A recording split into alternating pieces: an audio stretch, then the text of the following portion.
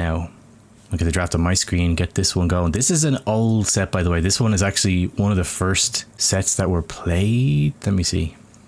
This one was played back in the start of the month. So this was, okay, maybe not the first set. This was 1st of December between CptnRubberDucky and DandyDan. And I wanted to cover this one because, for two reasons. There's a couple of things making this what I hope is going to be a 6 series. So we got, if you look at the draft, game 1 Boundary Brawl at this elo had me hyped starting off. And the more I looked into it, these players, at least at this moment, maybe not when the set was played, they're exactly the same elo. Both players are 941. So ideally, maybe not back, maybe they were a little bit less in practice back when the set was played. But right now, they are the exact same skill level. But Boundary Brawl is going to be a treat. We very rarely get to see this map. It's so rarely picked. It's just banned every single set, but it's a really cool map. Oh yeah. Also, disclaimer, I realized after I set this all up, I saw some comments from Beargwin in the results channel, and apparently these guys played the whole set on the old version of the map. So the Wandering this is the Wandering Warriors Cup 2. It's the first Community Cup, but this is a Community Cup based after the tournament Wandering Warriors Cup 2, but somehow these guys accidentally played the maps on the Wandering Warriors Cup 1 versions. I don't know how different they are, but we'll see. We'll probably be able to tell if there's some huge differences, but it looks like so they were told that they played on the old versions of the map. They both were like, oh damn, sorry. And they were like, do we need to replay it? And then the admins were like, if you guys are okay with it, we can keep the result. So hopefully it's not too weird. Ah, Beekeeper coming in clutch. So Brawl is different. Boars spawn in the middle, not on the sides. So Boundary Brawl in this version we're going to see is even more aggressive than the one we're used to. Because you have to fight for boars. It's not that you get boars to yourself, like behind your town centers. They have to actually be fought over. Interesting. Okay. Right, I can see the draft on my screen now. Let me take a look at this. So, going to be Boundary Brawl game 1. Rare enough we see a Boundary Brawl pick. I've been picking Boundary Brawl in my sets. Super rare to get a Boundary Brawl admin pick that both players agreed this was the most agreeable map between them. That's crazy. So Boundary Brawl game 1, CptnRubberDucky got mired as their home map, and Golden Hill for DandyDan, and then the draft. So this is 900 elo. I still think there are people at this level for sure, even people who hang out in the chat who are at this level and have high level draft knowledge, but this is the level where the drafting is more comfort picks. This elo and below, it's not so much, you know, hyper specific picks for the maps. It's more like, I know how to play these civs, so I'm just going to take these civs. So CptnRubberDucky, we got the Britons, Vietnamese, Ethiopians, Khmer. Britons is a rare pick in this tournament, I think. And then DandyDan got the Saracens, Persians, Huns, Goths. Damn. So for the maps here, I kind of prefer DandyDan's draft. I think it really matters more where they get played. But we got 3 archer civs for RubberDucky. Vietnamese as a great civ. Vietnamese and Ethiopians, I think, are good in these settings. Britons, they're just not getting picked like at all here. I guess on Boundary Brawl you can get a ton of herdables, but the problem is DandyDan has Huns in his draft. Huns, at least in the version we know that we're used to, Huns are borderline broken on Boundary Brawl. Oh, Beekeeper, also Golden Hill is different. You don't have boar on the shoals, and you don't get 2 sheeps guaranteed. We'll see. I'm sure we've seen these maps now so many times. We probably will be able to tell the differences. But I'm just hyped. I was pulled into this set straight away just from seeing that DandyDan hasn't been cast, but then I saw Boundary Brawl game 1 and I was like, right, we need to cast this because we're just not getting to see Boundary Brawl that much. It's a really cool map. It's vicious. I understand why people don't play it much. It's just so aggressive. I think it is the most aggressive map, even considering Houseboat and Pizza. Okay, game 1 is ready. And hold on. These are not the civs I thought we were going to see here. I mean, you could have given me 10 guesses here. I would not have picked this matchup on this map. Okay, let's jump in. Here we go. CptnRubberDucky, DandyDan. This is Boundary Brawl, the Wandering Warriors Community Cup. We have Vietnamese Goths. Oh my god, is there no sound again? This is every single stream. I don't know how I'm muting it. Now we have sound. And both players aren't going to even TC the middle.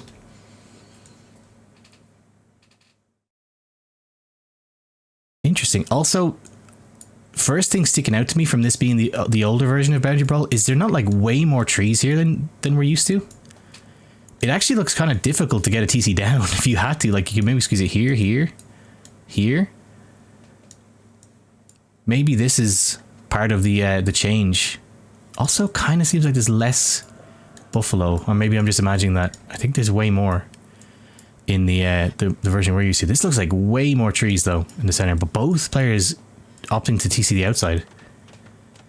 Okay, so I think it's still an aggressive map even if we do this, but this makes it much less aggressive. Usually both players drop the TCs instantly in the center, and we have a huge fight in the middle, like leading into water control. Eventually we expand to the outsides. Damn, okay, but Vietnamese Goths. Goths, I understand. Goths have the good hunt bonus, but we're not even at the hunt. We actually have some hunt here though, so we're going to get the use out of it. But the thing is, I was going to say when I saw the civs, when I loaded in, I was going to think like, damn, you're not getting the Vietnamese use at all because you're going to know your opponent's right here. But actually, the Vietnamese bonus will be used because we can see where the opponent builds, like, on the opposite shore.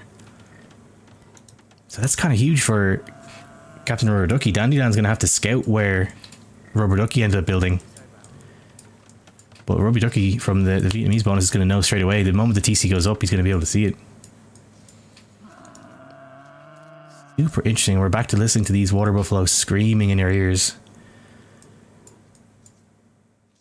Okay, I'm trying to keep my eye out if there's any other differences between this version. Is there more boar on the outside, or am I just crazy? Seems like there's more boar. Also, it seems like there's a lot of gold. Maybe there's more gold too.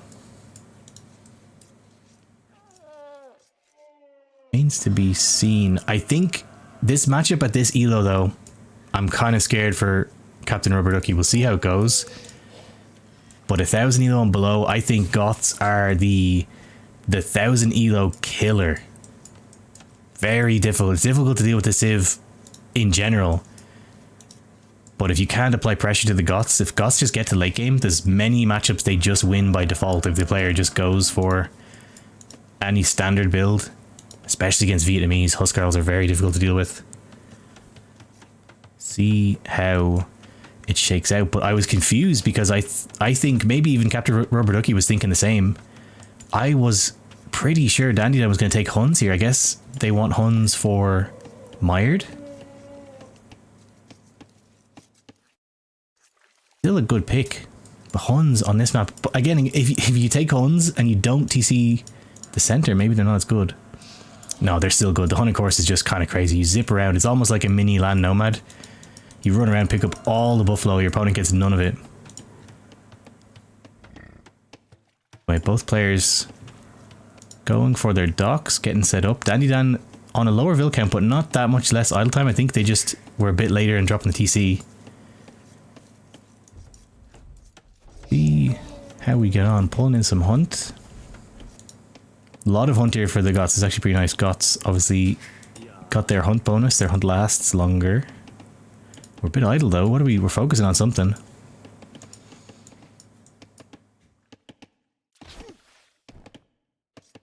Go back on track.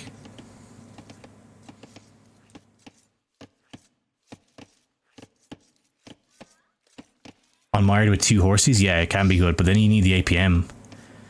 At this level, it can be a big ask. But if you're comfortable with the Huns, if you can control both horses while all the other stuff's going on, it can be really annoying. Okay, let's get us started up. I'm gonna get sped up through the Dark Age. See what the scouting's like for both players here. Nothing yet for the Goths. We're not going to use our buffalo. No, both players opting to keep their buffalo at home rather than scout. Maybe a bit of a mistake since we have so much hunt nearby. Or maybe we might not just be used to the maps. And to be honest, I think this is a mistake. RubberDucky got the fishing ship out. Maybe they're going to leave it to the second fishing ship, but what I would recommend, if this is how the game shakes out, TC's on the sides, Send that first fishing ship, just do a big loop of the pond, pick up all these buffalo. Like, take 30 seconds to a minute of no fish income, grab all these buffalo, send them home. Nice bonus, but both players opted to just leave them. Maybe they aren't used to this map? Not sure. Gonna speed us up though.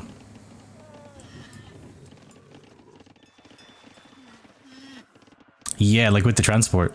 Although, I would have been even greedier. I would have sent a Vil out.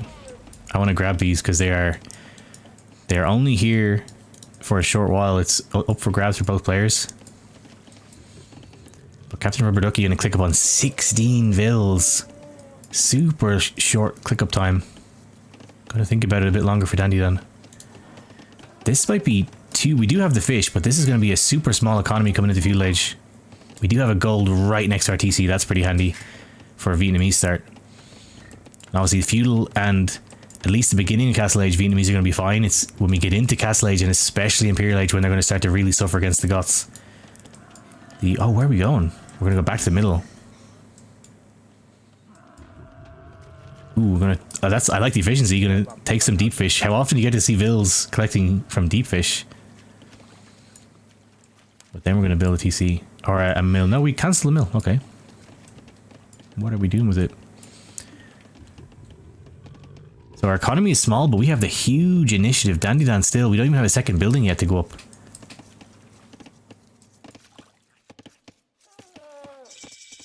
Now we hit the fuel age for RubberDucky. What's our plan? Straight into range. Don't need to be psychic to guess that from the Vietnamese, but do it because it's good. Got the super tanky archers. And on a map like this, I don't know how much... Oh, I was about to say I don't know how much fighting we're going to see on water, but straight away a fire galley's queued. And I think if water is going to be a point of contention, Vietnamese are going to do a pretty good job because they get to save the wood on the eco upgrades. You had a minute idle TC in Dark Age the other day and felt ick. Now you don't feel so bad risen. I mean, that's just Nomad in a nutshell. Super relatable. Archers on the way. And DandyDan. Now we click up the field age. We're going to be super late. And honestly, the idle time is not going to make our economy much better than the opponents when we get there. A fire galley on the way. Going to start to harass this fish. And we're basically 2 full minutes with no defenses on water. This is going to be trouble. What's up, Malnama? And second dock coming up for RubberDucky. I actually really like this style of play. Where is the archer? Did the archer come out? No, the archer's in the range. Okay, but the fire galley's going to come up on its approach. Start to get some harass in. We have a full minute of just being able to terrorize the waters for RubberDucky. Gonna find them, start get some damage in. Some free eco harass. And DandyDan may need to add a second dock. We want to survive through this. Oh, CptnRubberDucky going to swap back over to the galleys. I guess makes sense. We are going to be getting archer upgrades anyway. Now feudal is almost in for DandyDan.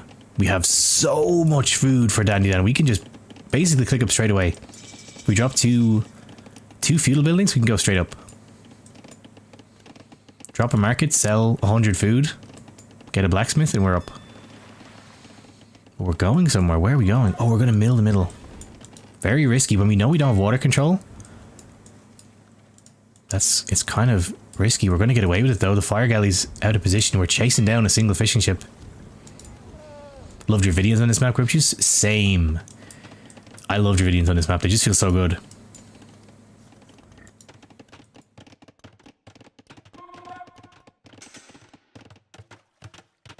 And we're really getting off scot-free with this for DandyDan.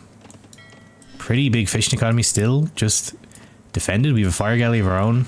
About to come out. 3 fire galleys, actually. But if I were DandyDan, I would maybe just drop a market. Here we go. Right as I say it, drop a market. Sell 100 wood. Get a second building, and then we go up. Because Castle Age is where we start to shine in this matchup. Up Salson.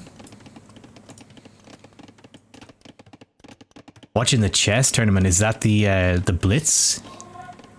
I saw some drama going on with that lately.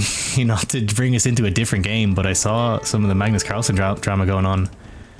Seems pretty silly.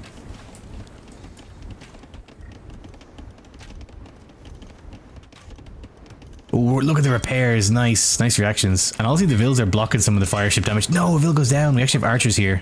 This is a little scary. Oh, make a demo. DandyDan, please make a demo. I would cancel this fire, queue up a demo. It's just screaming to be done, but DandyDan clicks up. Okay, I think if DandyDan can get on stone, got a stone patch right here. This could be a huge castle age for them. Carlsen is a crybaby. I didn't look into it heavy enough, but man, it seems weird. Oh, we got a barracks on the side. A barracks on the side? We already have a barracks. Did we forget we made one? Or maybe we just want it here for the future.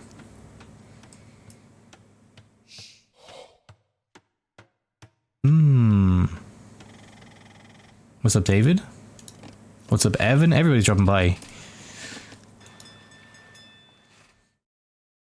Oh, no, oh, we want man-at-arms. Interesting. I don't know if I would start with man-at-arms when you know the opponent's Vietnamese. But maybe the initiative will get us somewhere. Only 6 archers we're facing down. I would be heavy on stone if I were DandyDan. Get a castle. Maybe not a castle forward, just in case, with how we've kind of been a bit precarious on water. But get a castle at home. Get those Huskarls. They're pretty fast. RubberDucky's going to struggle, but we're getting the walls down. We got to be careful with these wood lines. These wood lines are such a pain. I think this one's completely closed. It looks like it. But the other ones, like this is about to be open. It doesn't really look like it, but this tree isn't going to last long. And then there's actually going to be a hole here. Up Spaz, longsword time. Yeah, apparently that's what DandyDan wants to do. And we're producing a university on the front for dominance.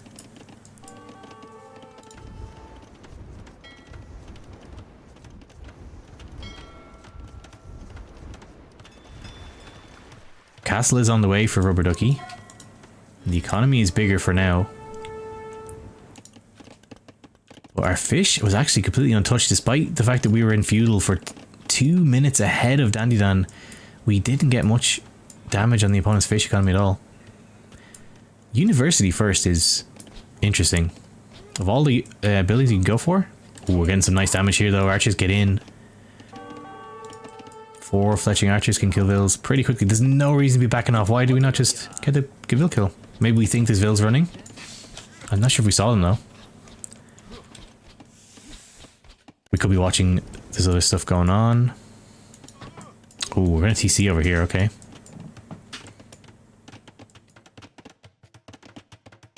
Might be lucky and see this. No, we're going the other way.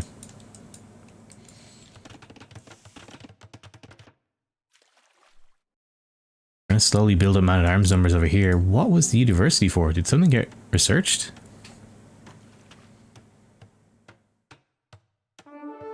Maybe we just want to go straight to imp for some reason. University is just a kind of strange choice.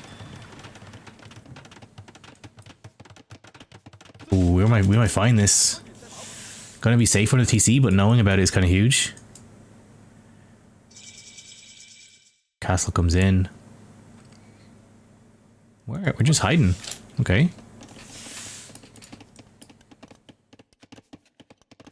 Keep an eye on this, but we don't yet know the CC there. We're just going to hide near it. Can DandyDan actually see the archers? No. Oh, hey, what? Whoa. Getting a big force of archers build up over here. Oh, now we know. Crossbow comes in. Got the extra range. Just barely saw the edge of a farm. Actually gonna harass this. Pretty nice pickup. We somehow managed to see this. No, DandyDan's watching though. Vils are safe on a TC for the moment, but what are the man-at-arms up to? We're trying to... Oh, they're longswords now. Actually completely walled on this side, but this many longswords, especially if we add more, we pick up arson. We will be... Oh, I'm sorry, Goss. They don't get arson, of course. But they're gonna break through pretty quick. Could be... Yeah, could be a huge push. I'm so curious what the university was for. Maybe we misclicked. We wanted a workshop. I'm kind of a head scratcher there.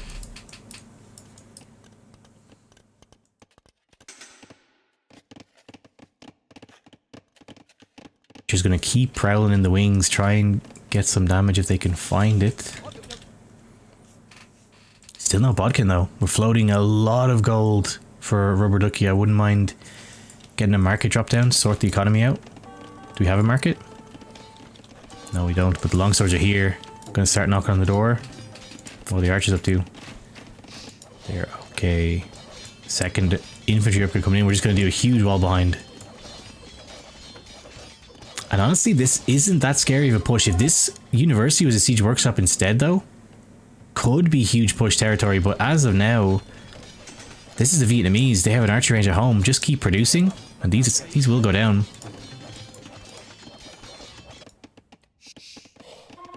Archers back in the base looking for some damage. This really should have been walled off because we knew the archers were patrolling. If the archers find this is huge.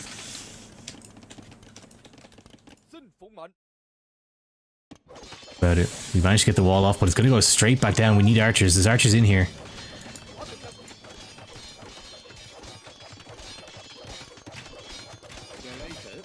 I'm going to start damaging them, but it's going to require a little bit of micro. Actually, these longswords are actually faster than the archers right now. We maybe should have deployed the archers inside the base, but we can leave them under the TC. Should be fine. Let's garrison in with the vills. Nice.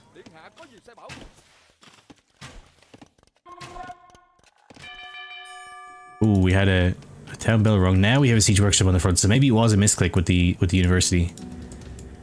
Gonna go for rams. These archers still idle back here.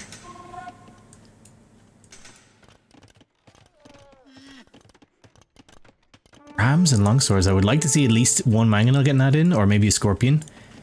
Because we know opponent is going to be on full archers. But rams are going to break in fast. Rams are like the most aggressive option we can go for from the siege workshop in Castle Age. Going to knock down buildings super fast, especially with their recent buff giving them even more damage to buildings. We're going to be in fast. Rubber Ducky's going to need to react pretty quickly. But once we get in, what are we doing then? The economy's kind of safe under the TC. We're going to try and wall behind. We might get it for quick, but this building's going to go down. But the longswords aren't even here. Now the archers are back. Gonna jump into the ram for now.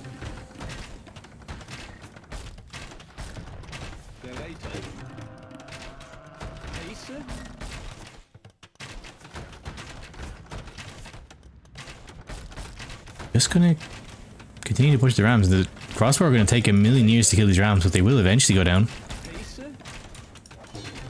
We're trying to repair behind the rams. Could have been worth maybe adding just a siege workshop of our own in the back, drop a mangonel, but we have some elephants on the way.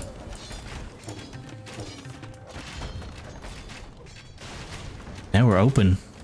Ram does go down, longswords are in. We got a battle elephant here, another one on the way. What are the archers here up to? Oh, the archers maybe found something. There, they got some kills. 12 kills. We were on stone, I didn't even notice.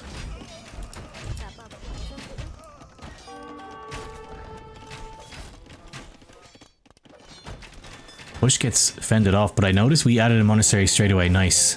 Going to be able to convert some of these elephants. We now have a mangonel. We're going to have to back off.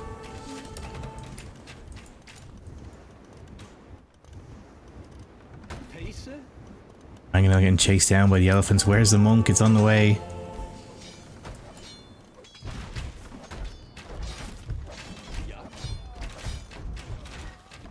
Let's go down, but we might get a conversion here.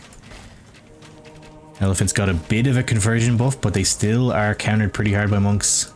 Huge value when you get conversions on these guys. Massive stats for the cost. Ooh, we're gonna give up. I would still swap back. No ballistics yet, so we can get away. Ooh, we got a conversion actually. It went through. Must have been charged. The mangonel's sitting in here. We have some pikes.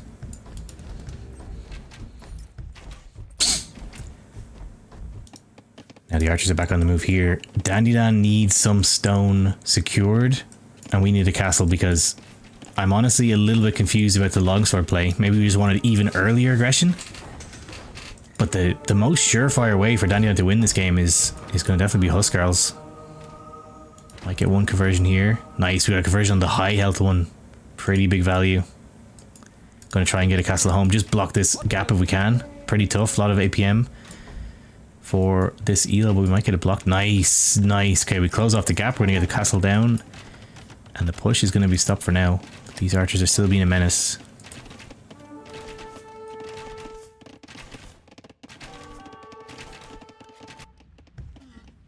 Ooh, Mangonel's actually going to harass it a little. Oh, the elephant got in. Oh, this is still open. That's what's wrong. This is open here. Careful of the castle. Now we're going to drop a siege workshop. Could have maybe used with this like 10 minutes ago. Now we have Mangonel pressure on our TC. And we're floating a lot of resources for RubberDucky. I think we're in panic mode. We're getting some nice damage here. Getting huge damage here. I think DandyDan didn't notice that the archers were still here. These archers are getting a lot of kills, but they're going to get caught by longswords. I think we're not looking. Damn, gets cleaned up. We were too busy watching here. Big pressure from DandyDan, not even needing the Huskarls, just straight siege workshop on the face. What's up, this Swedish beast? Another Wandering Warriors Community Cup player. The AoE leagues, yes, I was looking at that the other day. Nice trade, free Mangonel pickup. Nice defense from RubberDucky, but I think that this one Mangonel could have done so much if it was like 10 minutes earlier. Could have dealt with everything that was here before.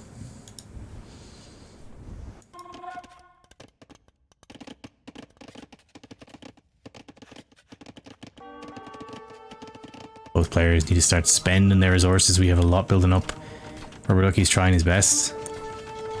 Gonna try and get this castle back up.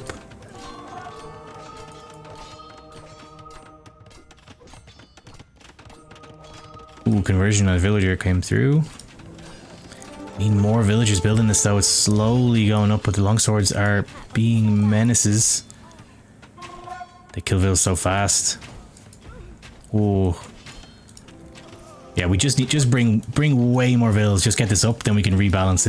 It's causing too much pain on the front of our base. Ah, we're trying to mark micro 4 archers when we could just bring the vills, get it up, and then we're done. We don't even think about it anymore. Nice Mangonel micro though from RubberDucky. Nice. Now we're here. Should go up. We're building just a huge frontier, production buildings on the frontier.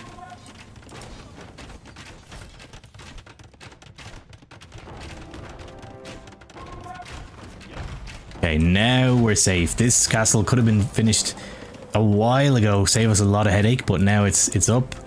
Push is going to slow down now. We're going to need to find another angle of attack for DandyDan. But DandyDan is on stone. If we can get a castle of our own going, RubberDucky is going to have problems in the future. And at least for right now, this push has been at least effective in causing huge eco panic for Captain RubberDucky. 30 minutes idle eco. We're down 30 villagers. That's the real problem here, let alone the Civ matchup. The problem is our economy is tiny.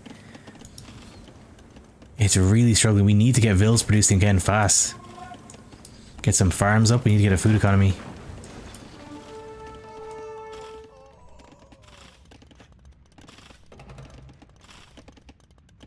We're now safe. Hopefully we could take a bit of a breather. Get our economy back on track. But through all this push, DandyDan has done a decent job of keeping vills going. We had a couple of archers annoying us. And our idle time ourselves is pretty rough, but it's not as bad as Captain RubberDucky, so we're still in the lead. Adding another siege workshop on the front. I'm not sure about this. I'm not sure if it's necessary yet. The castle I super agree with. Gonna take a while to go up though. 3ville castle. But why not just use the siege workshop that we have up already? Floating crazy resources. Maybe we're thinking about saving for imp, but we're floating so much wood, floating way more gold than we need to. We could rebalance this, get a big push going. And Rubber Ducky, what's going to lose us the game here is just the vil production, not let alone the strategy. Getting another castle on the other side, so we're going to be pretty safe from normal raids. But if we get to imp for DandyDan, which we're pretty close in resources, castles aren't going to mean much.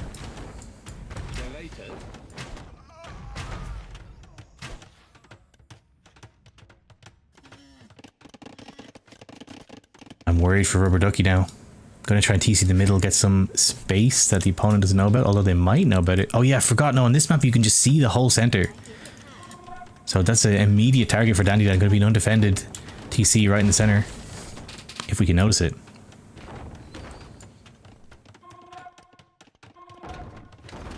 Oof, anarchy on the way in. We do have murder holes for Rubber Ducky. But anyone around this elo and below, honestly, even at my elo, this tech is scary. How many games have you felt like you were playing perfectly out of your mind, but then Goths just get to Imperial Age, click on their barracks, hold shift, and suddenly you're dead.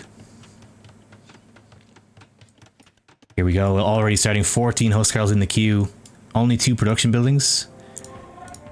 But they're on the way. We're not even using the castle, we don't even need it apparently. Add more barracks, this is just the classic Goth plan. This is the hearkening to the age-old rule of RTS. Forget your strategy, forget your build orders, forget your nuance. This goes back to the world of more stuff beats less stuff. And in the Goth's case, often it does. More stuff is often just good enough. Nice, we're picking up relics though. Now, this is where Vietnamese start to feel real bad because we want to be on archers and Huskarls eat archers for breakfast. These guys can just sit under castles, they don't care. Second armor upgrade. We got squires in, we got iron casting. Building up the numbers, this base is going to disappear. Blink and you're going to miss what's going to happen next.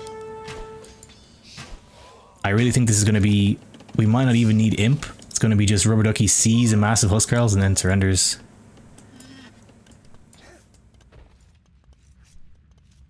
Picking up nice relics though as well for DandyDan. Loading them up into the rams.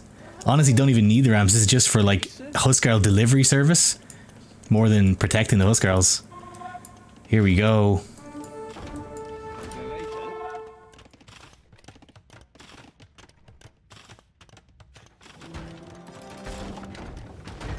Knock down the castle. And rams actually do huge damage to siege if they can get up to them. Huskarls pop out. Now Captain Rubber Ducky is sweating. How do we deal with these? We've nothing to deal with these Huskarls.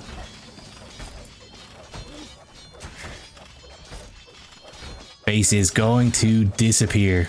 More rams flooding in. Huskarls still being produced. This is going to be DandyDan's game. We've only 2 battle elephants in the queue. Nothing we have can defend from this. Base going to fall in short order.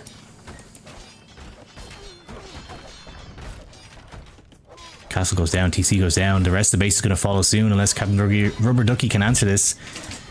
But before any of this happened, the real problem is we just have no villagers. We have no economy. Even if we knew what we wanted to do, we can't buy anything. We've no money. Market never even got finished here. We are in trouble.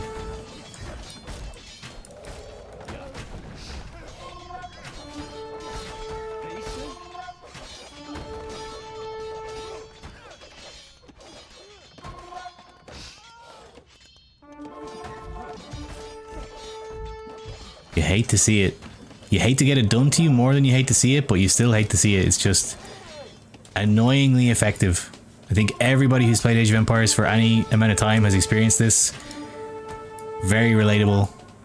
This is why I think we had this discussion the other day over what the Huskarl, sorry, what the Zergling of Age of Empires is. People were giving a lot of good answers. We had the Showtells, the Karambits, all the fast-moving infantry, but to me, these guys are the Zerglings of Age of Empires. Because they get used like the Zerglings do. They come in fast, they delete your entire base. And that's just it. What do you do?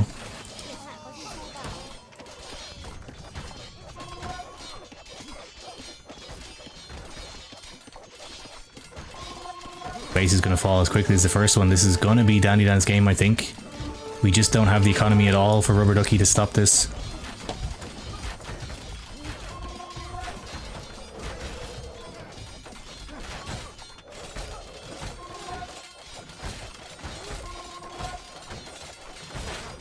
Everything's going to fall. We can try and punch the ram downs with vills, but Huskarls can just sit under castles for as long as they want. They don't care. Kill all the villagers. We're down to 10 villagers for DandyDan. Do have murder hulls, but our economy is completely dead. 75 villagers to 10. This is going to be DandyDan's game. It's just a matter of time for RubberDucky to accept the pain, the discipline that the Goths provide to remind us that we are all mortal.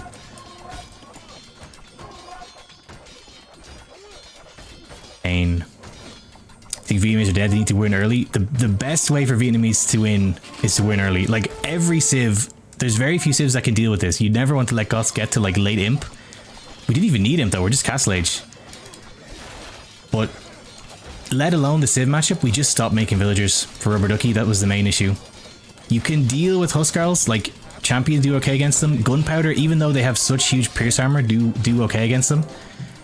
But the issue is, when you let Goths boom, their production speed is unbelievable. You just can't keep up with their production. The age-old saying in Age of Empires, you do not let Goths boom. I think we're just kind of in the school of ACCM here. We're just playing on to get the warm-up for game 1 of the set, but this is a far gone defeat. 8 villagers to 75. Gonna leave us on 2 times speed. This is gonna be DandyDan's game. Frustrating way to lose though. Very relatable. Gonna call it GG from RubberDucky.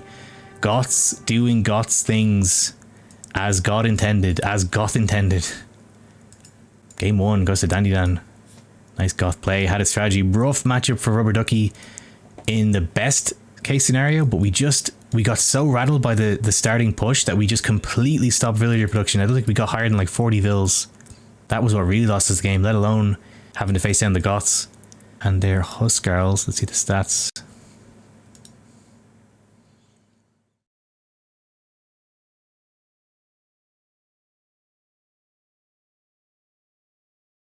Pretty painful. Yeah, villagers at max villager population was 31. This is what lost us the game right here. But it is tough. First game of a tournament set. Maybe this was their first tournament set ever. I don't know. I haven't actually talked to either player. But that's a painful way to lose. Hopefully we can take a deep breath. Go into game 1. Goths are Goths. This just happens at this level. It happens at all levels. But let's get game 2 going. Jump back to the draft. I'm happy for DandyDan, but I think everybody can feel for Captain RubberDucky in that game. I think it's like a rite of passage in Age of Empires 2 to have that done to you at least once. Like once if you're lucky. This happens to me constantly still. Vietnamese lost, Goths win on Boundary Brawl for DandyDan. Okay, game 2 is loaded. But straight off the bat, this is going to be very different. I have some things to talk about before this game even starts. Let me jump in. Game 2, and anybody who's been keeping up with this tournament, this is going to look a bit weird. Anything jump out to you guys here? This is mired for game 2. But this is the old version of mired. I said at the beginning of this set, anybody who missed it, that this was played at the beginning of the month and both players didn't notice. They accidentally played the set on the Wandering Warriors Cup 1 version of the maps. And this version is very different to the mired that we know. Some huge things sticking out. There's fish here.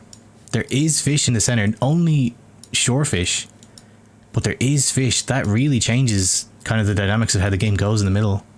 We got fish in the center. We got geese in the center. Interesting. And there's some ponds on the outside. Actually, there's one pond. What the hell? There's literally one pond. You could slam a cheeky fish boom in here like there's no shore fish. But you actually could slam a cheeky fish trap boom in there. And we got rocks. There's not so many rocks in the Mired we know. It's more just like swampy. But there's trees in the center too. This is different. There's no trees in the center, as far as I remember, in the Mired that we're used to. Actually changes things quite a bit, so see how this shakes out. Just, it's interesting that you could fish here if you wanted to. That's the main difference. You can't in the one we're used to. Let's get it going though. Now this makes me surprised. This would make me think that both players maybe didn't get much practice on the maps before we started the tournament, because anyone who practiced these maps a little bit would be like, hold on, why do I have geese? Because this does not happen on the Mired we're used to. Super interesting. Whoa, we're going to TC very far back. But Ethiopians, Persians, we didn't take Huns here. That's pretty surprising to me. I guess I did say that at this elo and below, it's less about the strategic picks and more the comfort picks. But if we didn't take Huns on Boundary Brawl, I really thought we were going to take it here. Persians still a super strong civ though. Ethiopians got some strong archers, also smooth to play. Just the extra resources smooths out some difficult maps. I wonder, is the boar count the same? Does anybody remember? I think it's 5 boars each on the Mired that we know. It looks like there's 5. I think there's 5 each here, yeah. It's also kind of hard to see. I actually, this makes me prefer the Mired that we're used to. Because just the texture of the water, the colors, it's actually kind of hard to see the boars for me anyway.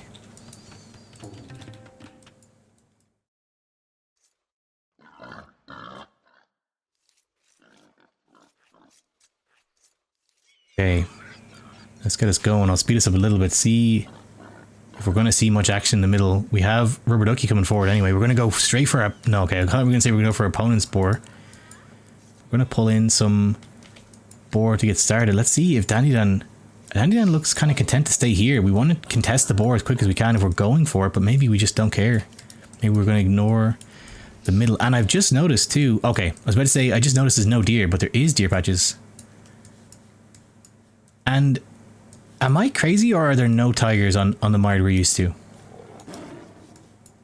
I kind of think like there's no animals, because I think that's why we see so many forwards.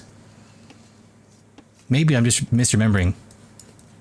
I think there isn't. I have to check that. Maybe we get a Mired game later, or we might keep an eye on that. Let's get started out. RubberDucky. Okay, we're back at this elo again. You know how much I love to talk about this when we were here last time. I love this. This is such a strategy indicative of the level that they're like, okay, we know we need the boars.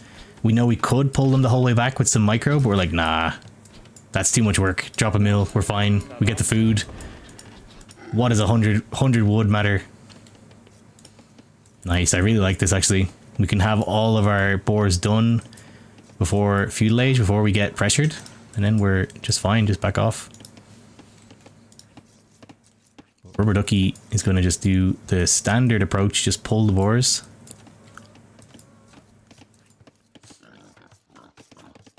Get us sped up. Getting comfortable with pushing deer as in Dragon? Yeah, it is becoming kind of necessary these days. Try the follow hockey though. I find that makes it really a lot easier. Just grab your scout, click the follow hockey, click the deer, and you just perfectly follow it the whole way back. Pulling in some more boars for RubberDucky.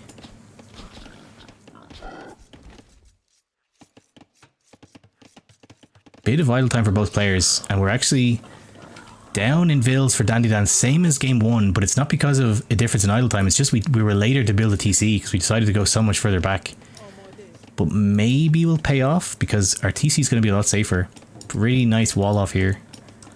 And I like the houses. This is some nice forward planning, some urban planning from DandyDan. We got the houses ready to start a wall. Pulling in our boars nice and safe. We're not going to mess with the long range pulls.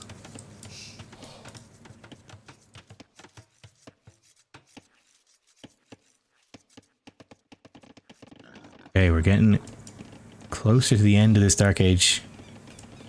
But I'm glad DandyDan came forward. I was worried we were just going to miss out on all this food. Ooh, RubberDucky going to come forward, try and pull some enemy boars. So this is going to be seen by DandyDan. He's going to be able to see the boar moving in the fog. Yeah, we can see this. If we're paying attention, we might be able to know what's going on. The problem is our horse is nowhere near to get any interference going. We're just going to have to accept that boar being taken.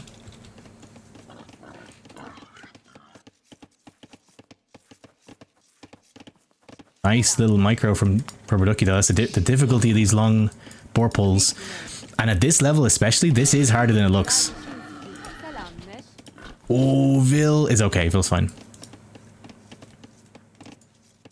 Harder than it looks at the best times. We did that without loom too. We're no loom gaming. Gonna secure our last. Will we get a double boar pull maybe? Secure our last 2 boars. No, just the one. We're fine.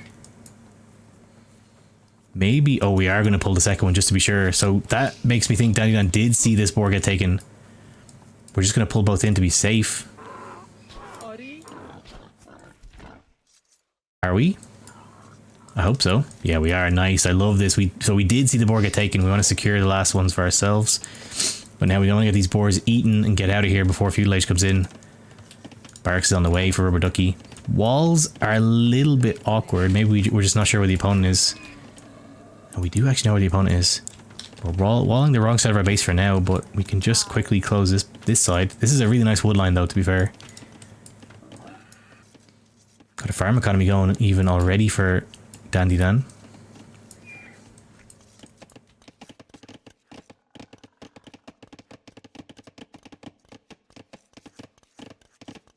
Now, the 2 on gold.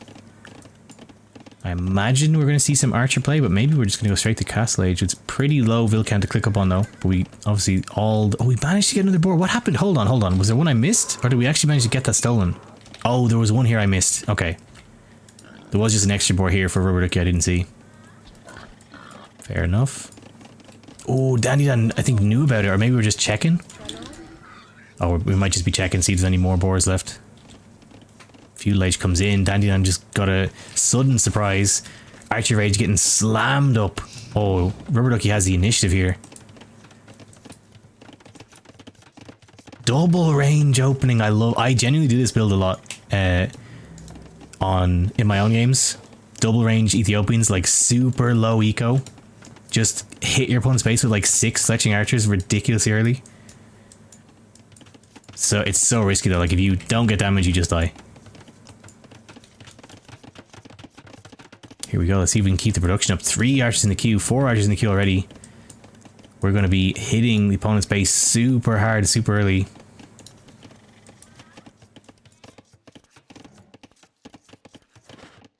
I really like this. DandyDan is not really prepared for this. Not even a barracks at home. We might manage to get this walled up, but the archer's going to be produced so fast.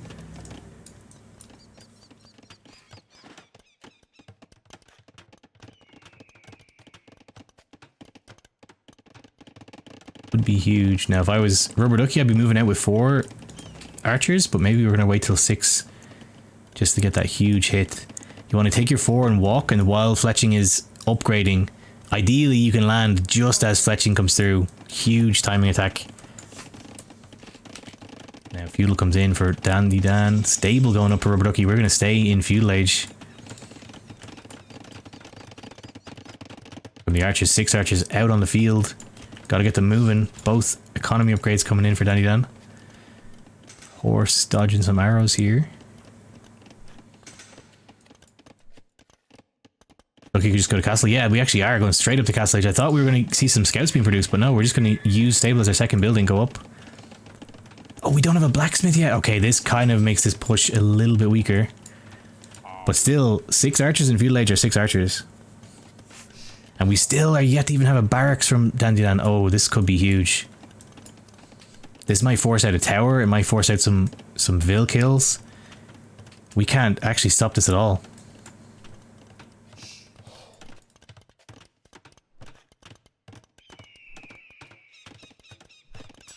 Gonna be huge. We're gonna get caught completely unprepared for this.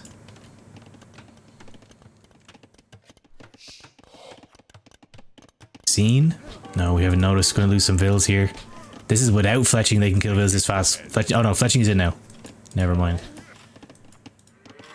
We're under the TC, but a vill's gone down already and we're in serious trouble. We cannot deal with these archers at all.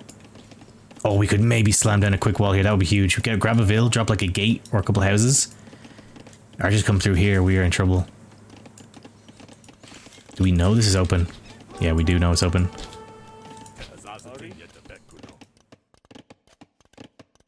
Bit of a panic here. Yeah, we do have loom for DandyDan. But this is difficult at this level. Like, getting pushed to this level is already difficult enough, but you need to be able to identify, okay, like, attacks coming from here. Where are my weak vills? My vills are vulnerable here. I could solve it just by closing this gap. But we're just going to run our vills away. Oh, run our vills miles away. We have a TC in Narnia for RubberDucky. Who is building this? Okay, we're sending vills cross country to build a TC out here. And another TC at home. These archers are going to continue to prowl around. Honestly, they got one vill kill. They could be doing so much more harassment. We're really wasting a timing here. This is like so much time. We're going to get some hits now. But this is a lot of time that we could have just been killing vills, pausing the opponent's economy. They're coming back. Oh, we're really giving up. We're letting DandyDan survive without pressure for no real reason here.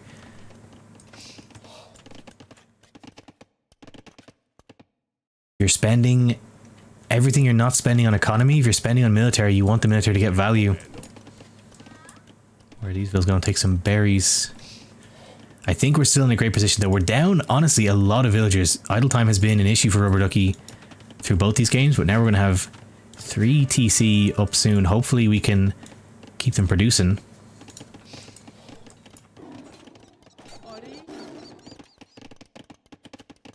Archer's going to come swing back to get some more value. And still, there's actually no defense at all from DandyDan. DandyDan doesn't care in the slightest. Here come the archers yet again. The vills are a bit tender. They've taken some hits.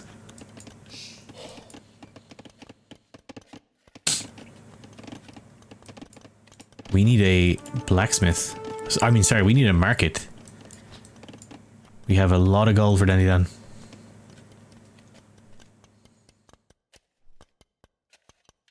Yeah, this is just...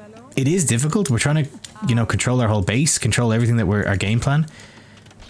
But our whole plan was to send archers forward to get damage. We gotta keep the pressure on until we lose these archers. If we lose these archers but take out like 10 vills, who cares?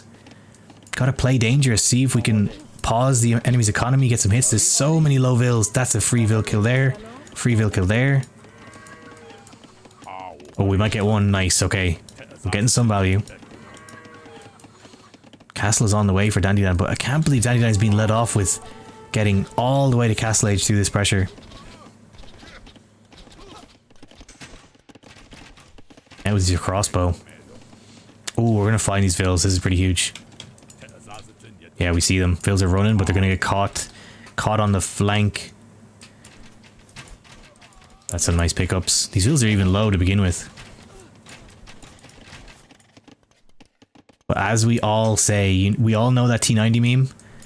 The raiding your opponent's base, and then you look back and realize you haven't made a vill in 5 minutes. We've killed so many vills of DandyDans, and still we're behind in vills, even though we're on 3 TC. Just some... It's like so common. It's not that big a deal. This is a really common issue at this level. But now, this is a lot of crossbow. These need to be dealt with. Castle Age comes in for DandyDan. What's the option? Gonna be knights.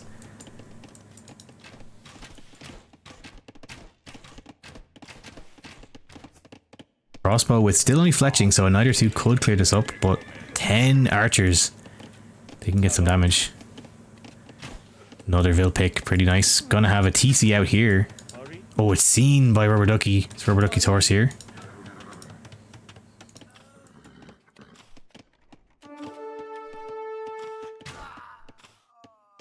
Now there's knights in the stable, gonna build up the numbers a little bit. Oh, we've 2 stables, hold on.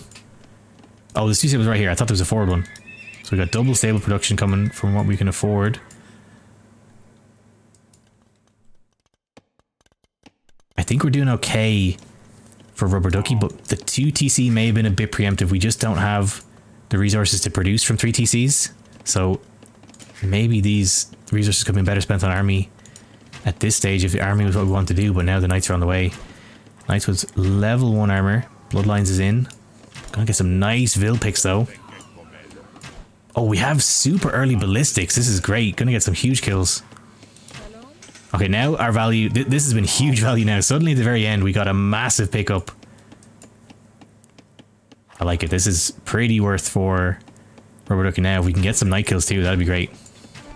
Ethiopian archers fire so fast. They might win this, to be honest. Maybe not fighting downhill.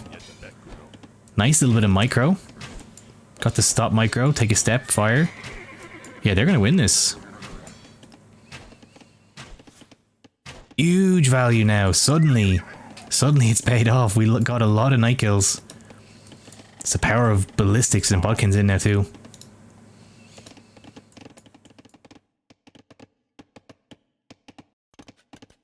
Okay, never mind. I take it all back. Suddenly Captain RubberDucky is in a pretty good position.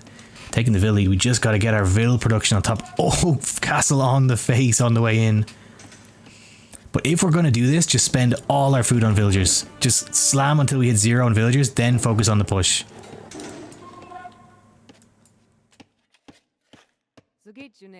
Go. And like low, we're repairing the houses, getting the houses ready to defend these villagers. Only 6 vills, but it should go up. We can get the houses down. Where are the knights? Oh, knights are coming forward. Is this open? No, I think it's closed. I wonder if we're going to notice this from DandyDan. We can't see it.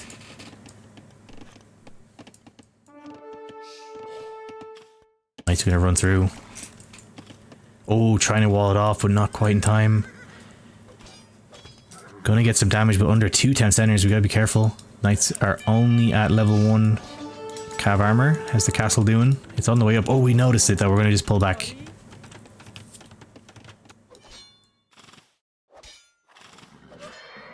Okay, nice little bit of damage, but level 1 cav armor. We can't just sit under the TC is free. I'm gonna go send another TC. Both players like to do this apparently.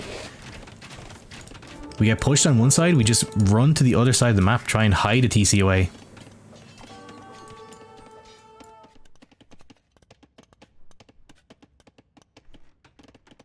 But now all this damage, we spent so much time getting damage, so much effort for RubberDucky, and we've already fallen behind with vills again.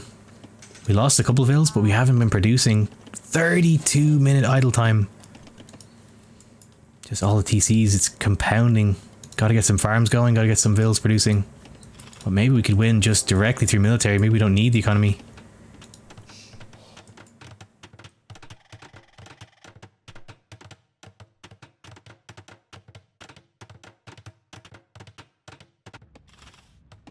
Coming up and a TC coming down. Oh, we're repairing it. I think this is unnecessary, just some wasted resources.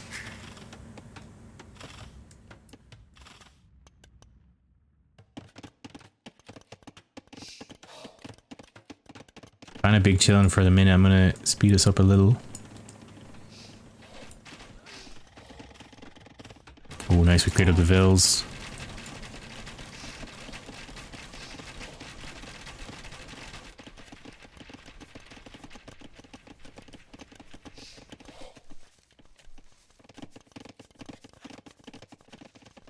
After all that, we're kind of huge chilling here. Archer's gonna see what they could find. Ooh, just as we think about walling, the archers are back. Siege over here too.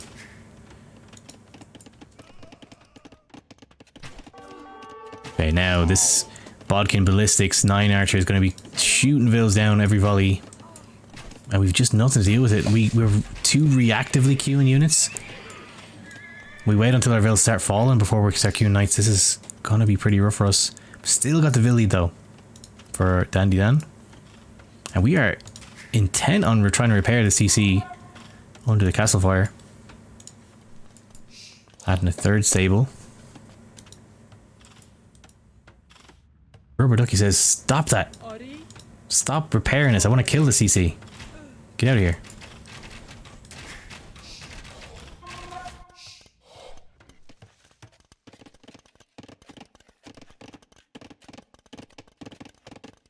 Second cav armor comes in for DandyDan. These knights are going to do quite a bit better against the archers, against the TCs. Mangonel's queued over here for RubberDucky. They're on the way, but everything's already killed here. Maybe we could have put the siege workshop a bit more forward. Now we have a group of knights. 6 knights didn't work for us last time, but now they have second armor. They're going to have forging soon. Fort stable on the way.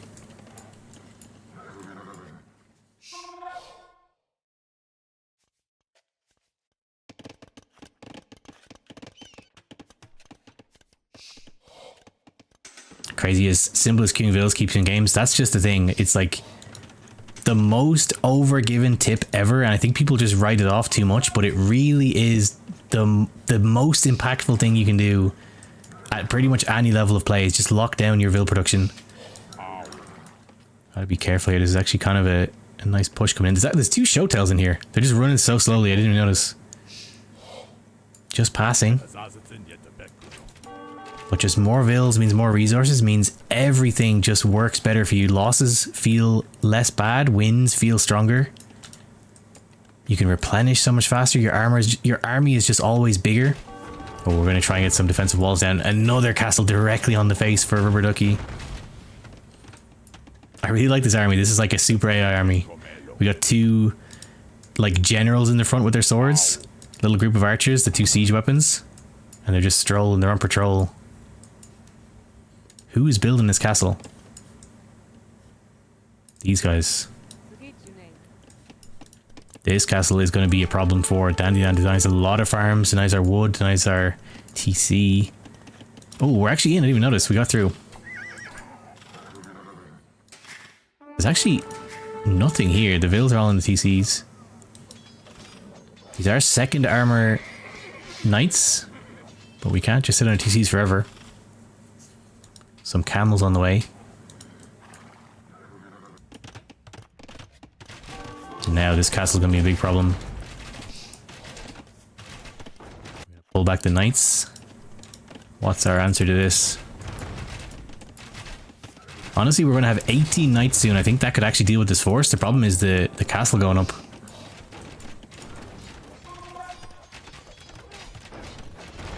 Pull back the lumberjacks. Might delete some farms. Ooh, the showtails are in. Huge attack on these guys. They delete villagers. Another good contender for Zerglings. The Zerglings of Age of Empires. Super fast. Absolutely obliterate villagers. But they die just as quickly.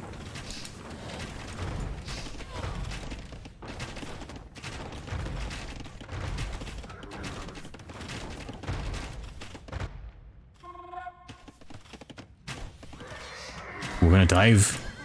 I don't know about this. We're gonna try take out the mangonels. Honestly, it's a lot of knights. We might clear this up. Under the castle fire too, though. We've archers firing us downhill. We can just jump into the castle for RubberDucky. Oh, this is rough.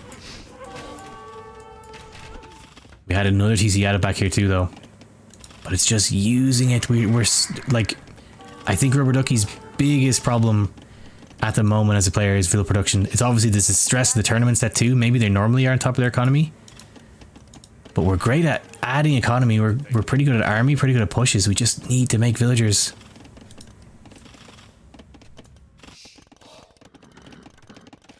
All that has happened, all that we've seen, all the pushes, the kills, and we're still down 20 villagers.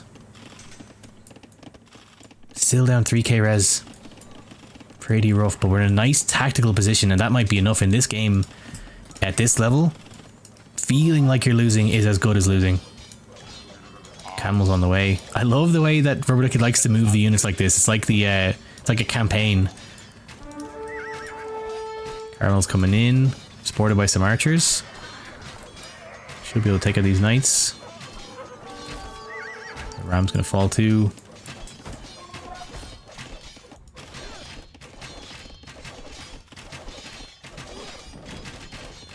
And we're adding showtails.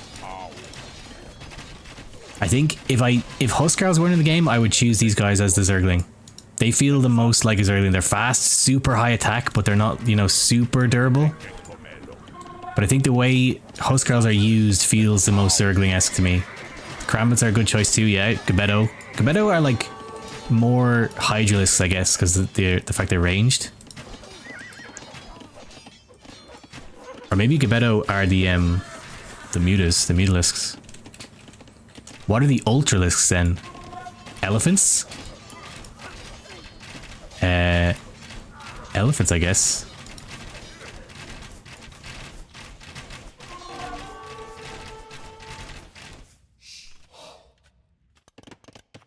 Yeah, elephants. They do feel like... But the thing is, like... Ultralisks are like... What would you even describe them as? Like a mixture of knights and elephants? They're pretty damn fast. They have such crazy damage, crazy health.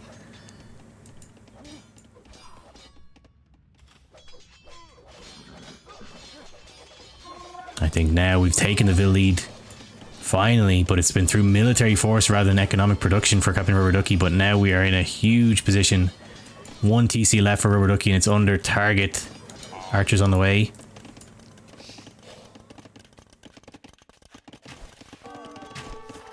Game is gonna go to RubberDucky. The last of our knights are gonna die here. We do have 2 mangonels. If we're not watching for RubberDucky, we might get some huge shots here. We are watching. We gotta be careful though. Oh god! I don't know if we're watching. I don't know if we're watching. We missed. There's no attack rounds coming. Nice. Shoto's gonna take it out. Nice micro. Another ram's gonna fall.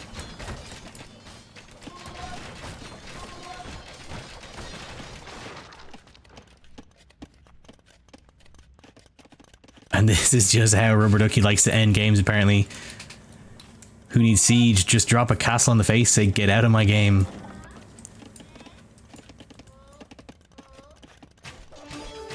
This is a get out of my game castle if I've ever seen one. This is like, alright, come on, buddy. I won. Just resign. Come on.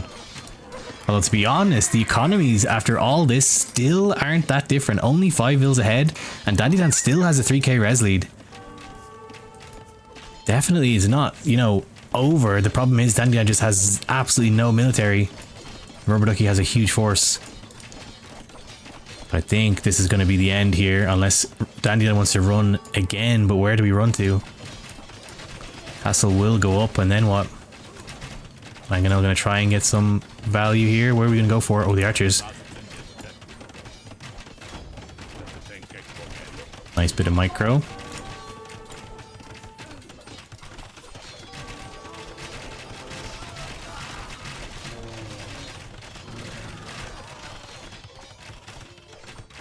Calls a GG. Nice play. We got there in the end. RubberDucky says, who needs villagers? I'll just take villagers from the opponent. Opponent can't make villagers if there's a castle. There's literally a castle on every spot where there was a TC for DandyDan. GG. Game 2. We got a game 3. Tied set. RubberDucky takes game 2 on Mired. On the old version of Mired, by the way. I had to keep drilling at home. Kind of hope we saw someone fishing on these little ponds. Nice game.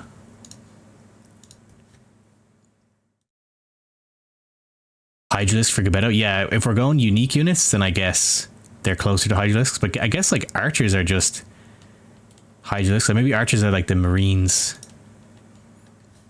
I want to get into Brood War a bit more. I want to play it, but it's... I think you can only really learn one RTS. You can't... There's just not enough space in the human brain for more of them.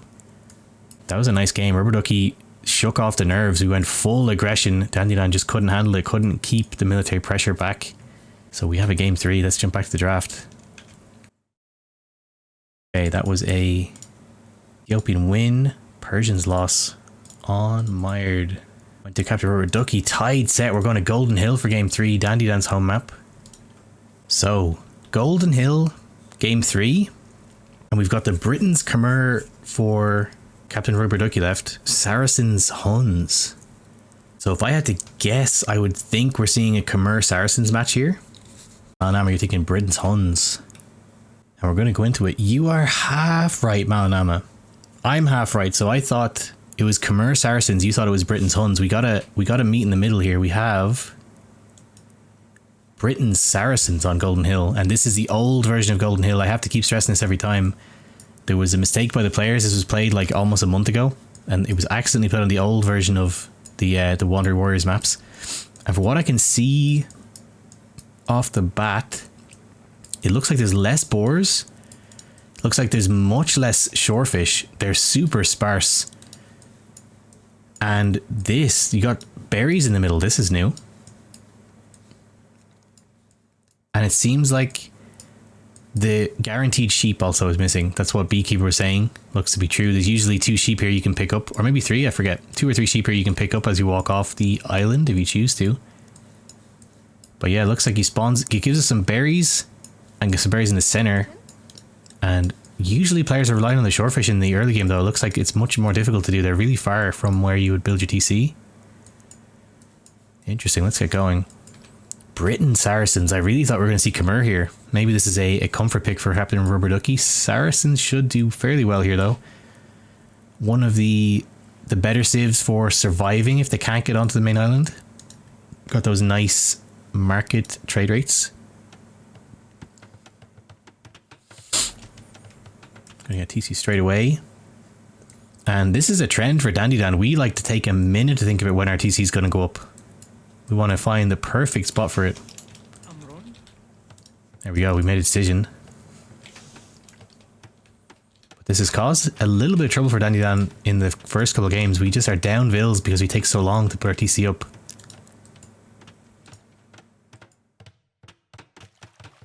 Even going to build it with only 2 vills.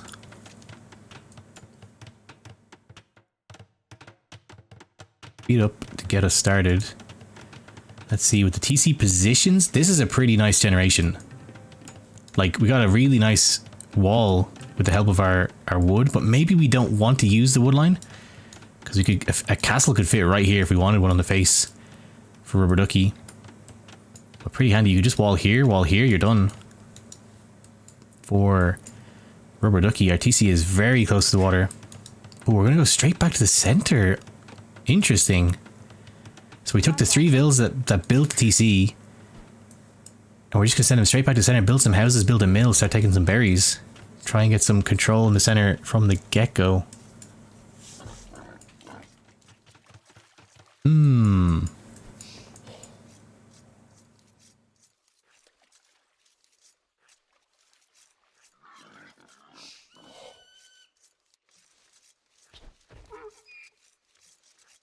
I don't remember. Is this more or less golden stone from the current? I think this is less stone. Pretty sure this is less stone on your starting island. Oh, there is sheep actually. I didn't even notice. You could actually go and find some sheep. Might be worth scouting a little bit. But yeah, it looks like on this version of the map, it's a little bit more punishing to get stuck on your own island, rather than having the center thing. And actually, hold on. Do we have a totally just mismatched generation? How much stone is here? 1, 2. Oh no, my mistake. I thought there was 3 stone piles for RubberDucky. There's just 2. 2 stone, 2 gold. Seems like there's 2 stone, 2 gold for DandyDan 2, yeah, it's okay. Yeah, we're taking some center space. Gonna go for a mill rather than a dock. Pretty interesting. Want to get used to the berries, but it is the slowest food to come at this stage of the game. Randy Van's long lost brother, DandyDan. Maybe. There we're down 2 vills for DandyDan, but the idle times are pretty similar. It's just mainly that we took that little bit extra time to decide where the TC was going. I wonder, are we going to see some docks here? Oh, we are going to see a dock. Nice. Kind of an odd spot, but it's fine. Going to take... Oh, we wanted the shorefish. That was the thing. Pretty nice. We got some nice wood economy coming in. We're going to get the fishing ship started. I think RubberDucky isn't actually interested in docking just yet. Just going to stay on the berries. I think we're looking for a shorefish here. We want to drop a dock.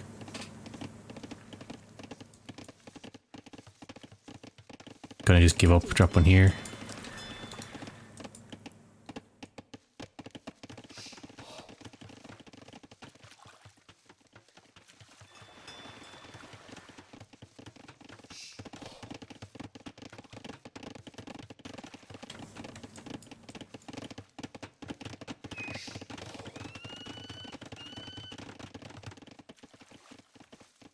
Just wants to eat up all these berries before the opponent can, but now we're both going to be on water, getting some fish in. And I think, from what we've seen, if this is less gold than the map we're used to, it's going to be even more important to control the center, because it's already hard enough in the games we've seen on the version of this we're used to. It's very difficult to survive just on the gold you've got at home. So if there's less gold here, it's going to be even more difficult. Maybe the Saracens can manage it a bit more with the nice trade rates in the market, but remains to be seen. Here we go. Feudal on the way for RubberDucky. 19 vills. Click up. Thinking about it still for a minute for DandyDan. I get a barracks in the center. I'm going to get this control on the hill solidified.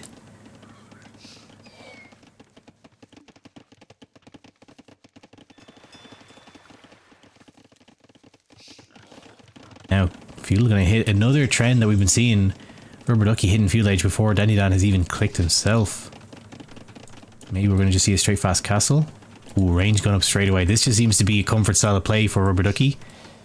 We had 3 archer civs in our draft, Vietnamese, Ethiopians and Britons. This seems to be an opening that we're just comfortable playing, and DandyDan's going to come forward, try and get some control of our own. Little do we know, the whole hill is taken over. We can't even see this. We can see the house. We don't know there's already an army here in production. These villas are going to be in trouble. Ooh, just going to drop a tower. I mean, maybe an overreaction. We can just send the archer forward, push these villas away. No need to spend the stone just yet, but it does just, like, make it impossible for the opponent to have a foothold here. Just going to move away. Ooh, we're going to run across. Where are we going, DandyDan? We're going to go... Oh, we're going to sneak onto the opponent's island. Going to be seen, though. Oh, we are lost. We're wandering. We're getting shot down by the TC. How did this happen? Nice. RubberDucky just sending 2 vills. Match the investment. Keep an eye on these vills. See what they're up to. Now, both players in Feudal Age, but neither going for the water just yet. Just focus on taking these vills. Market going up for DandyDan. Market going up for RubberDucky. Gonna chase all the way back home.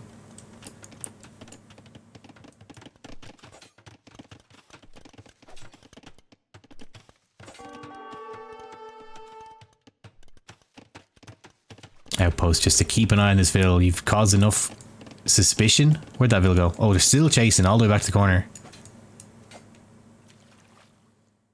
Nice. Just opponent spends 2 vills, you just spend 2 vills too. Make sure they don't get any shenanigans in your base. But yeah, David, I agree. Maybe we could pull back with this vill and sneak her in over here. Could be huge. We've seen it used to huge effect, but now DandyDan's going to start in the water. We have 2 galleys in production, 2 docks. Going to try and get back some control on the water since we lost control of the hill, at least for the beginning. Castle is already on the way for RubberDucky. We can practically click it for DandyDan. We have a lot of food floating. Okay, we're going to wall up, close the front. Would like to see the same from RubberDucky, but I guess we do have the center control. Now RubberDucky's going to know we're going to have some competition on water soon. Archer's on the way forward. Ooh, we're going to catch the walling vill. This is pretty huge for RubberDucky. We're not going to get a wall off for DandyDan. Is this going to happen again? We have no barracks. We have no barracks. We have actually no way to defend this. Vill goes down. We need a defense quick. We need to be on the way to Castle Age. Castle Age's going to come in for RubberDucky. Just going to go back. Not going to go in and try and get some damage. I really want DandyDan to make a demo. Please make a demo. It's just begging for it. We know the opponent's going to be crossing the pond. Gonna add a second dock for RubberDucky.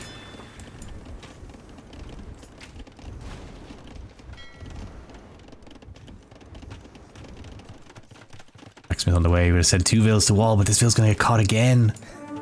We need military of our own. Still no barracks on the way as far as I can see. Castle comes in. Now we're in trouble. Down, we can't wall this. Our base is just stuck open. Queuing some fires. Did we queue the castle age? Yeah, we did. But it's 2 villas away. We gotta cancel some villas, get it up. We're in trouble. Still trying to send villas to wall.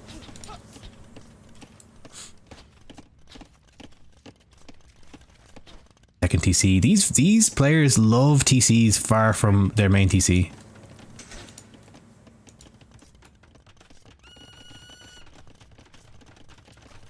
Yeah, we're just gonna patrol the wall. We know the opponent wants to keep trying to get it closed, but with no military of our own, it's just not gonna work.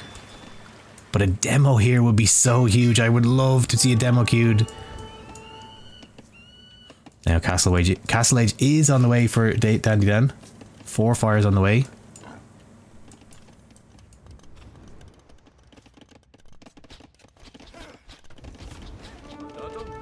We're still intent on closing this with just a naked villa, and it might work. Archer's on the way back. No, it's just gonna get denied again. It's just too bold. We can't do it without any military. They're just gonna keep getting killed. Fire's gonna chase down the fish for DandyDan. We do have some military ships of our own. And Castle is on the way. This honestly could be so much worse. Just Archer sitting on the front of our base isn't that bad. We can deal with that. Scary part is this. I was about to say it. RubberDucky had 700 stone. Castle directly on the face, cutting off the way out of our island. This is going to be a huge problem if this goes up. Oh, reconsidering what's going. There's a fire ship here. Even more aggressive. We're going to go right in because that's the thing. No, I would have even put it here. This isn't that bad. It would have been better here. But we can put it here because what's going to stop us? The opponent has no military.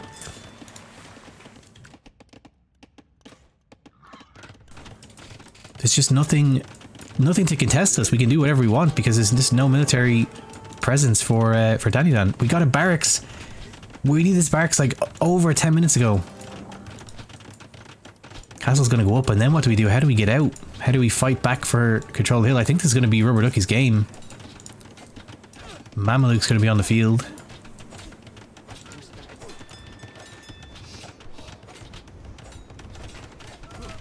Where are we running to? We're just running anywhere we can to get away from these archers. This demo's queued for RubberDucky. Where's the other one? In here. Oh, this demo might come out. No, the dock's gonna go down. Damn. Oh, villas get found. Gonna get picked off.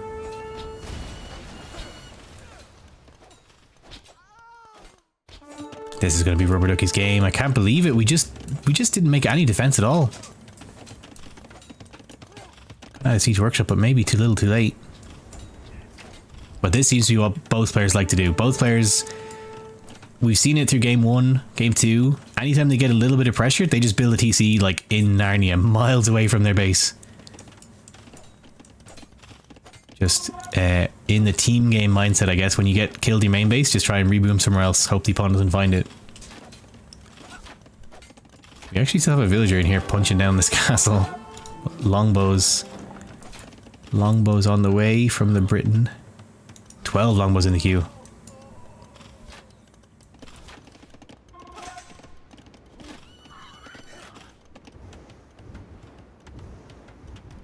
Say that this is game over, that this is RubberDucky's game, but RubberDucky does actually have to end the game still. We are, after all that's happened, we're only 4 villas ahead, but now we're about to be a couple more villas ahead. We're a couple villas ahead, and we're actually still down in resources. So we are going to need to actually finish this game. Some mangonel on the way.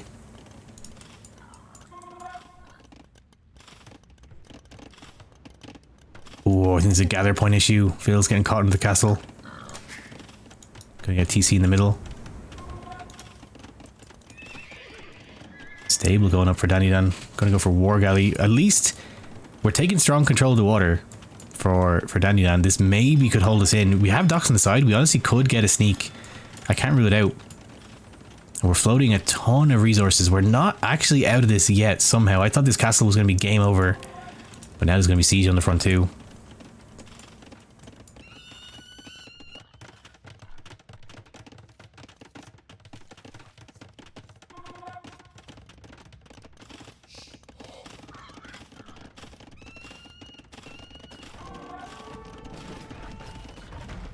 Ooh, we can range the TC with these galleys. Don't even have fletching though. Can't actually fire. The TC's gonna be in range. Ooh, well we need to garrison first. Now fletching's on the way.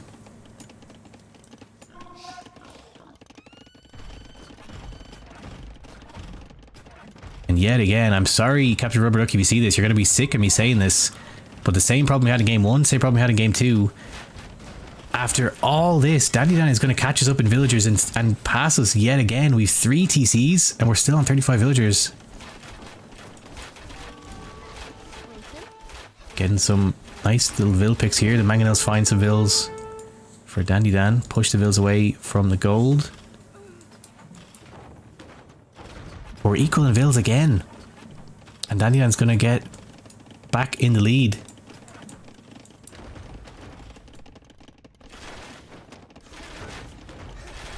A lot of longbows though, but even this many longbows take so long to kill around. What's up, 5 cats?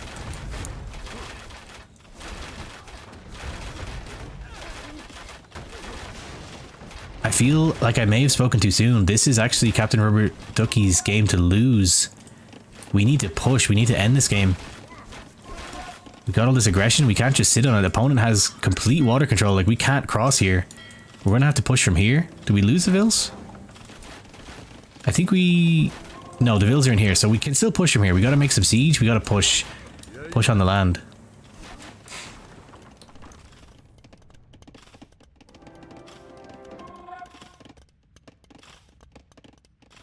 A war galley's coming in for RubberDucky too, actually. Where are we producing from? Oh, we have a dock. Okay, we're gonna try and fight back a little bit on water. Oh, we're getting a castle up in defense from DandyDan. This game isn't over because DandyDan is again back in the lead. We have the fish economy, and we're up 10 vills. Yay. Oh, this is just kind of a shame.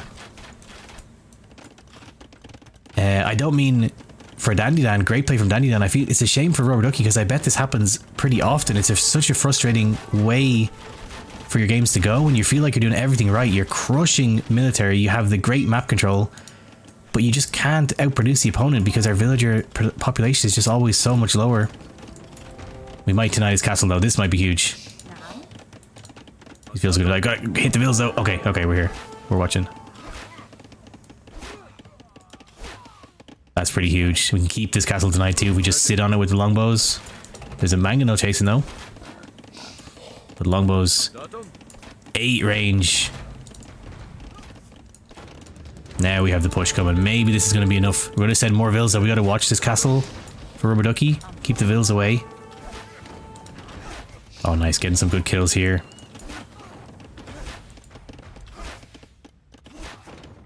Oh, we're just stubborn. We're going to try.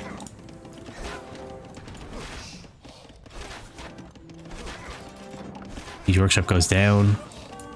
There's actually a couple of knights here and in the queue. This castle won't go up for the minute. I wonder if we're just going to send all our... Oh, we're just going to send all our vills. I don't know if I think this is the right choice. We feel like maybe this castle is the last thing holding back our economy. It's keeping some of our economy safe. All these vills are going to die. I don't even know if the castle's going to go up. 89, 90. No, the castle won't go up. 90% doubt castle. University on the face for dominance.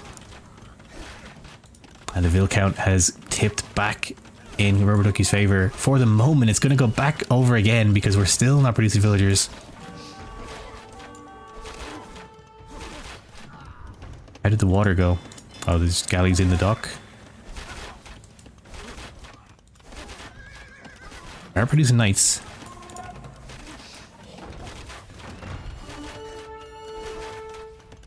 Amazing Aggression Micro just needs to learn macro.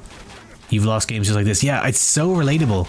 This is the exact reason why people say just make villagers. Like, it's the most annoying advice ever, but this is exactly why.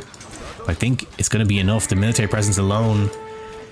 While RubberDucky struggles to make vills, DandyDan struggles to make army. And I'm not sure which is worse at this level.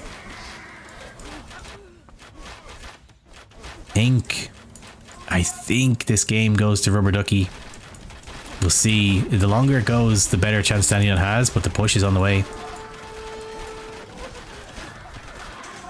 Oh, Castle does manage to go up finally.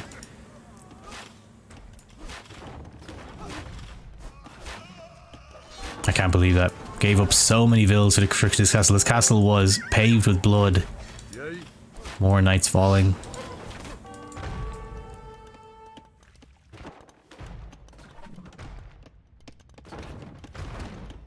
Now RubberDucky needs to keep the push up. We have ballistics on the way in. Because seriously, the more time we take to finish off DandyDan, we're going to lose. As long as we're not making villagers. This castle is... I mean, it's going to push away vills. I don't know if it's that necessary. But still annoying. More places to produce longbow from.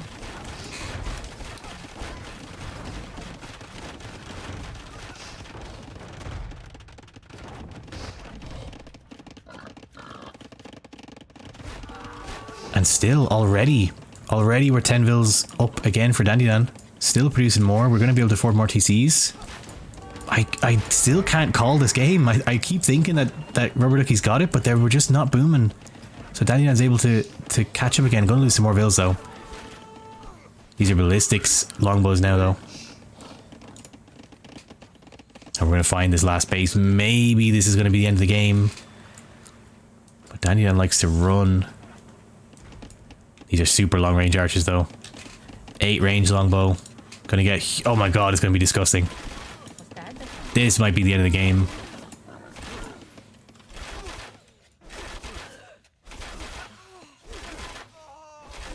Pretty rough.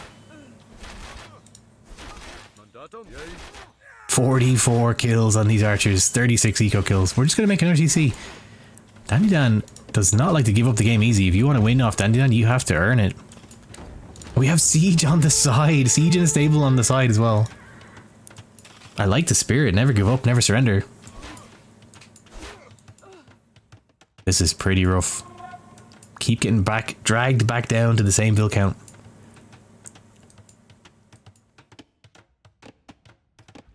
And another TC over here. This is pretty sick. A 1 vill TC. We are not... I mean, if ever there was a time to go like this... It's game 3 of a best of 3. We don't want to give it up for free. Ooh, TC gonna get denied though.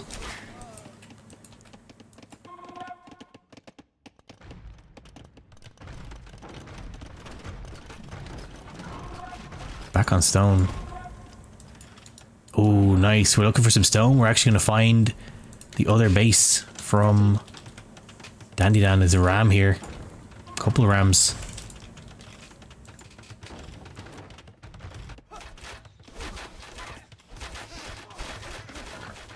I don't know why, but I feel like DandyDan is a team game player.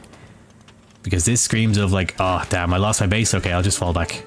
I'll just move somewhere else. Like, it's so chill. There's no overreaction. We're just like, ah, damn, I lost. Okay, move back. Keep going.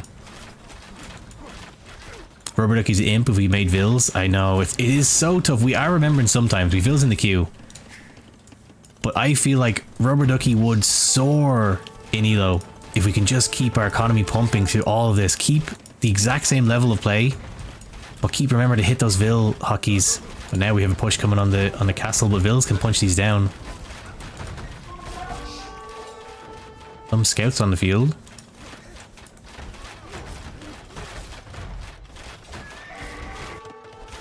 Another CC. DandyDan doesn't give in. Never give up. Never surrender. Castle looks like it's going to go down though.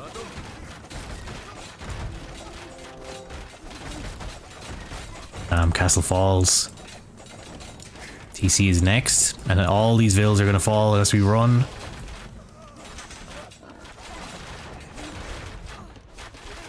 Murder holes and treadmill crane for Rubber Ducky. We just need imp. Up to imp, and then we can end the game.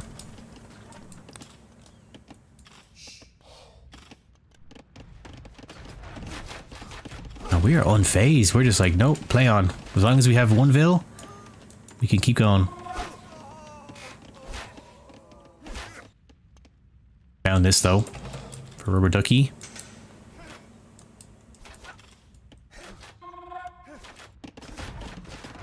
I've said this like 10 times now, but I think this is now the end of the game. Our last TCs are going to fall. We've nowhere safe left to move on the map for DandyDan. Actually, we didn't even notice in the background, Rubber Ducky won the water too.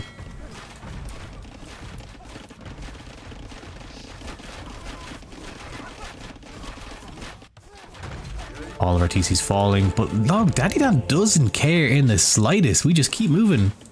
Keep moving, keep grooving. We have at least one vill we can play.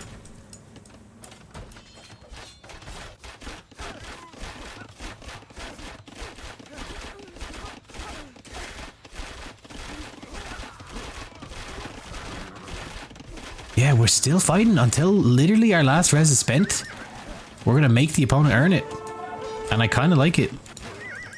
But knights are going to go down. It's just too many longbows.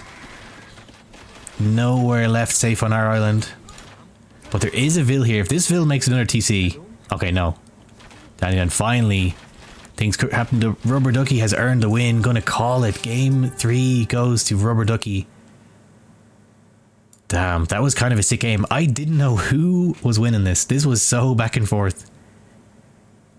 Set goes to Rubber Ducky. That's got to be a relief. But Rubber Ducky, I bet you're watching this back kicking yourself. You could easily climb 200 or 300 elo if your vills went higher than 40. I don't know if you got higher than 40 in any game. Just hotkey your TCs, keep slamming that A button. And just do everything you're doing here is right. You got the aggression and the micro down. Just make those villagers. DandyDan, exact opposite advice for you. I think you're very good at vill production. You need to do the opposite. You need to make army. You're just getting killed when you have plenty of resources. You can afford the army. You need to get that barracks down earlier. Get some military on the field to keep you safe. I bet a lot of games go this way. You seem really practiced at falling back, booming behind. But you wouldn't even need to. Just I think this castle was going up when you built your first barracks. So you were just like, nah, I'm fine. I'll just keep booming. I win through boom, not military. But then someone like Rubber Ducky comes along and goes, make military. Because I got military. If you don't, I'm just going to kill you. Damn. Yeah, 2 ACCMs. Good set, though. Interesting how both players, like, their weaknesses kind of matched each other's strengths. So it actually made games super interesting. If either one was, you know, worse at what the other was doing, it could be a quick 2-0, but because one was really good at booming, one was really good at military, it ended up being a pretty even set. Damn, okay, back to the draft. GG's. That was Britain win. We were doubting the Britain pick, but I think it was a comfort pick. Britain win, Saracen loss on Golden Hill, the old version of Golden Hill. GG well played still to both. I don't mean to sound so critical, but it's just when you can see the issues that's holding you guys back like 200 or 300 elo. Can't stop saying it.